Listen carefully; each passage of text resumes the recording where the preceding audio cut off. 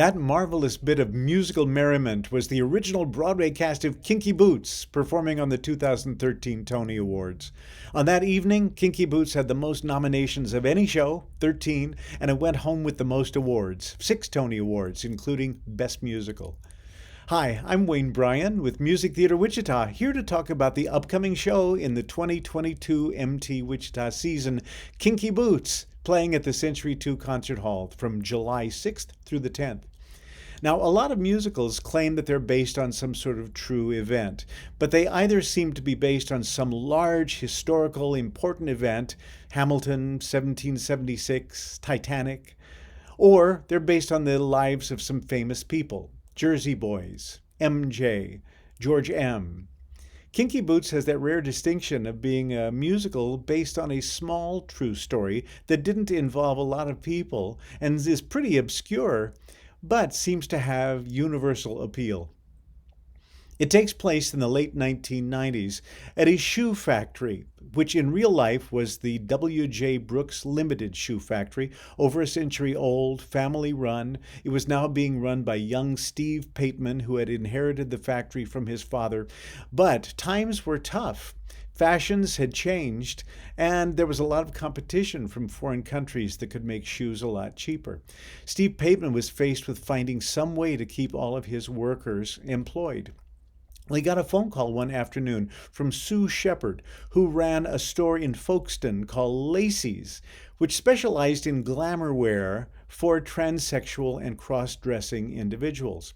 Sue called Steve asking if they could possibly make well-made women's shoes that could support the weight of men.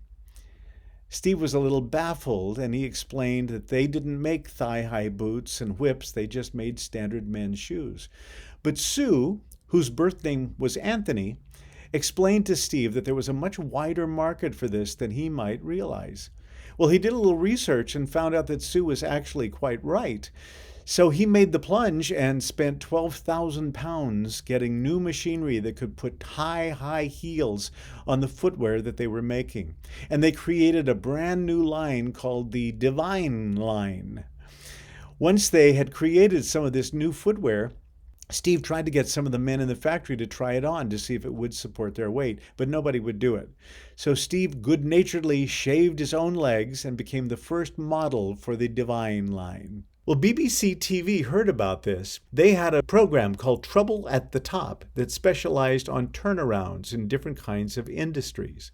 And on February 24th, 1999, they aired an episode called The Kinky Boot Factory. That was a title they came up with, and it was catchy, and it attracted a lot of curious watchers who then stayed on and were charmed by the human interest story. In fact, the broadcast went over so well that the BBC's motion picture division decided that there might be a fictional motion picture to come out of this. The producers could immediately imagine the visual juxtaposition of a century-old shoe factory with this outrageous modern footwear coming off the conveyor belt. They brought on board 2 very clever authors, Jeff Dean and Tim Firth, and they realized the story would have a lot more meaning if it also included the clientele for whom this footwear was so meaningful. So they created a fictional story about a fictional shoe store called Price and Sons, run by young Charlie Price, who is trying to figure out a way to keep his workers employed. And he has a chance encounter with a very dynamic drag artist named Lola, and it changes all of their lives. The movie was charmingly directed by Julian Gerald, and when it came out in 2005, it garnered strong reviews and found a large, loyal following. Broadway producer Daryl Roth thought she saw in this the makings of a great contemporary Broadway musical. So she optioned the rights. She hired director-choreographer Jerry Mitchell, who turned out to be an inspired choice. And for the libretto, she turned to Harvey Fierstein, who was not only a Tony Award-winning Broadway playwright, but he had also had a colorful career as a drag artist himself, most notably creating the role of Edna Turnblad in Hairspray. But they didn't have any songwriters attached. They auditioned a few teams with disappointing results, and then Harvey Fierstein said, wait. Let me call my friend Cyndi Lauper. She's never written a theatrical score before, but she's very funny, she's very eccentric, she's very theatrical, and I think she would respond to this material. Well, he turned out to be absolutely correct. Cyndi Lauper contributed a hilarious score for the show, and she won the Tony Award for Best Score, the first time that a woman working alone had received that honor. All of these were very busy, creative people, and it took them a while to be able to knuckle down and just concentrate on Kinky Boots. So it wasn't until October of 2012 that they were ready to try the show out in Chicago. But they got it there, and they learned a lot during the few weeks that it played there. They made little changes here and there, and then they were completely ready to open it on Broadway April 4th, 2013. The show got strong reviews and had nice box office, but after it had been running a little bit, the box office receipts just started climbing and climbing. People were coming to see it multiple times. And by the time the Tony Award Committee announced 13 nominations, including Best Musical, Kinky Boots was definitely in the hit category.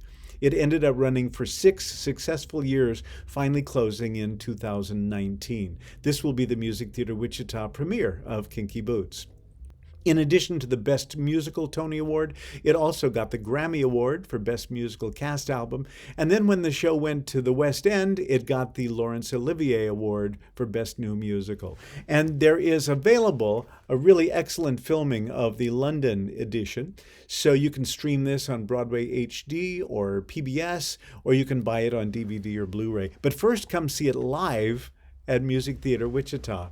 Happily for us, the original Broadway cast of Kinky Boots included a dynamic young man named Nathan Peck, singer, dancer, actor, and now director and choreographer, who had begun his professional career in our resident company, the same time that Brian J. Markham was in the company.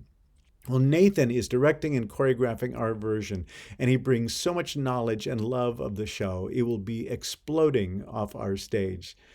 So, come see Kinky Boots. I wanted to close with what Harvey Fierstein said about the show. You know, it's based on a very small, obscure story. Why has it had such universal appeal? And he said something I think very telling, and I want to quote his exact words. He said, Kinky Boots spoke to the relationships between grown men and their fathers, the expectations, disappointments, and regrets. The emotional truth of the show made it vital. Kinky Boots is not about cross-dressing or making boots or saving a factory.